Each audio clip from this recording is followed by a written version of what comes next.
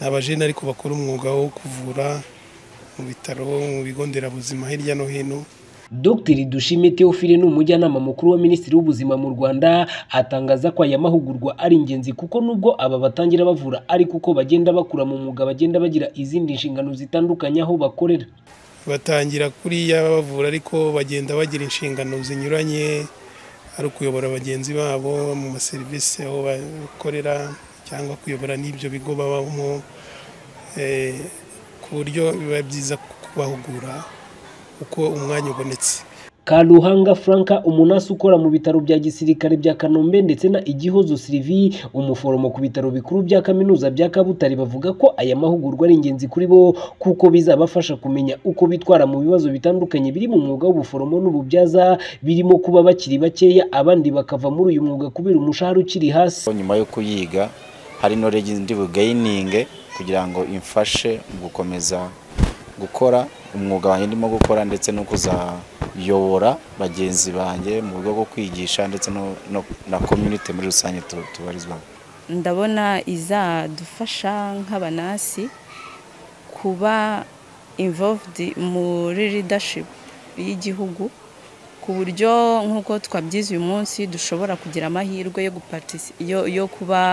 yo kudevelopa policies, hanyuma bikadufasha mu kibazo tugira nk'abanasi cyangwa se abandi bari muri health sectors cya shortage y'abakozi. Muri gahunda ya leta ifite imyaka 5 ko mu gihe kizajya bigakemuka kuko ubusanzwe abarwayi twakira ni benshi baruta ubushobozi bw'ababa bavura. Dr Andre Gitembagara ni perezida w'urugaga rw'abaforomo abaforomokazi n'ababyaza mu Rwanda avuga ko ikibazo cy'umushahara atari cyo cyonyine bafite kuko harimo no kuba bagikora amasaha y'ibirenga ukaba umwuga uhenze kuwiga nyamara ugahimba amafaranga make. Mu by'ukuri mu gacu cyane ibibazo byinshi nta nubwo ari ukuvuga ngo ni umushahara gusa uko icyo twita working conditions ni ikintu kinini cyane, kirimo umushahara, kirimo amasaha y'akazi, kirimo akazi kenshi, kirimo gukora akazi rimwe na rimwe udafite ubumenyi utabaye forme muri byo, ari umushahara ari amasaha y'akazi.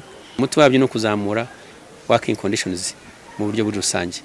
Kimwe rero muri ibyo ngibyo ni ikingiki guha abangaba nibo bazasigasira umwuga wacu mu Misiri imbere. Umwuga ufite risk, umwuga uhenze kuwiga kandi umwuga uhemba amafaranga make. Yaboneyeho gusaba inzego zitandukanye zirebwa n'ikibazo cyabo gukorana hakarebwa uko ikibazo cy'umushahara w'abaforomo n'ababyaza ndetse n'abaganga muri rusange ukiri muto cyashakirwa umuti, aho avuga ko usanga amafaranga bahembwa atabasha kubaha byose bakenera banakoze amasaha y'ikirenga ntibanabona kandi kanya bakoramo ibindi byakunganira umwuga bakora. Mpamagara ababishinzwe cyane cyane leta yacu nkuko n'ubundi isanzwe bireba mu bushobozi barebe uburyo ikibazo cy'umushahara w'abaforomo n'ababyaza n'abandi bakoze kwa muganga mu by'ukuri cyakemuka. Iyi ni opportunity yo kwivuga kuko urebye umuforomokazi cyangwa umubyaza ubu ngubu bahembwa amafaranga 190. Nta nubwo wayakodeshamo imodoka inzu nako ngo ukodeshemo moto kujyana ku kazi ntago byavamo. Kandi mu by'ukuri aya mafaranga duhembwa tuhembwa dukora akazi katagira kuruhuka kuko turi bake cyane, amasaha dukora ni menshi cyane ku buryo mu by'ukuri usanga umunasi akora hagati y'amasaha 50 na 60 mu gihe abandi bakozi ba leta bakora amasaha 40. Ugasanga rero ya masaha duporonje ngana gutyo ntubona n'umwanya kwita ku muryango wawe, ntubona n'umwanya gushaka kandi karimo kandi kakunganira bya bindi ukora cyane cyane ko dukora n'amajoro.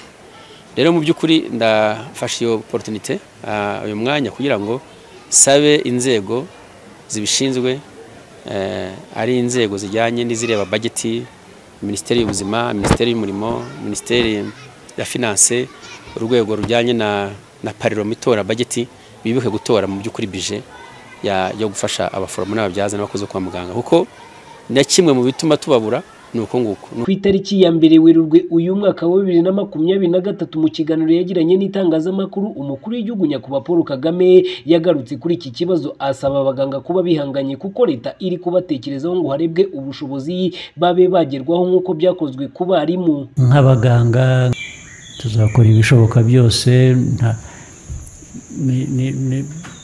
leta muri rusange iyo mikorere ni kwimeze, tuzakomeza dushakisha aho twavana ahashoboka hamwe twaba tuhagaritse wenda hafite uko hameze neza duteza imbere ahandi. mu mwaka w'ibihumbi 2016-2017 umuforomo umwe yitaga ku baturage 1094 naho mu mwaka w'ibihumbi 2021 yabarirwaga abaturage 1198 mu gihe byifuzwaga ko bazaba bageze kuri 800 mu mwaka w'ibihumbi 2024. Imibare bivugwa ko byamaze kugaragara ko itazagerwaho kuko kugeza ubu umuforomo umwe abarirwa abarwayi bari hafi 1700 ku mwaka, ni mu gihe ngo iyi mibare kubabyazaho usanga iri hejuru cyane, byose bigaterwa n'abarangiza ntibajye mu mwuga bakajya mu yindi mirimo, abari basanzwe mu mwuga bakavamo bakajya mu bindi ndetse no hanze y'igihugu. Ibyo Gitembagara atangaza ko aba bari guhugurwa bazatanga ikinyuranyo, aho biteganijwe ko bazahugurwa abagera ku 100 mu gihe cy'imyaka 5. Ibarushimuwe Bihoyiki Keve Christian, BTN TV.